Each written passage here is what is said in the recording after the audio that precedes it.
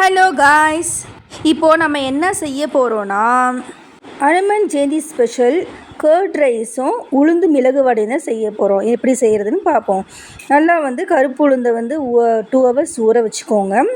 அப்புறம் 2 தடவை களைஞ்சி அந்த தோலை ரிமூவ் பண்ணிவிட்டு அப்புறம் தேவையான அளவு சால்ட்டு போட்டு மிக்ஸி ஜாரில் நல்லா அரைச்சிடணும்.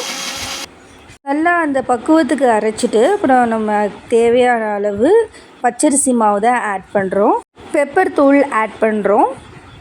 நல்லா ஆட் பண்ணதுக்கப்புறம் நல்லெண்ணெயை ஊற்றிக்கிறோம். அது தேவையான அளவு தான் நம்ம ஊற்றணும். ஆட் பண்ணி முடித்ததுக்கப்புறம் நம்ம தூள் காயம் சேர்க்குறோம். நல்லா பசிஞ்சுக்கோங்க.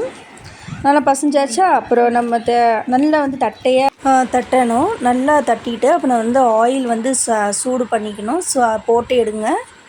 நல்லா வேகிற வரைக்கும் வெயிட் பண்ணி போட்டு எடுத்துட்டு அவ்வளோதான், நம்ம உளுந்து மிளகு வடை ரெடி. இப்போ அடுத்தது நம்ம தயிர் சாதம் தான் செய்ய போகிறோம். ஃபஸ்ட்டு எண்ணெய் சட்டி எடுத்துக்கோங்க. ஆயில் இப்போ ஊற்றி அப்புறம் கடுகு போட்டு வெடிக்கிற வரைக்கும் வெயிட் பண்ணுங்கள். அப்புறம் பச்சை மிளகாய் ஆட் பண்ணிக்கோங்க.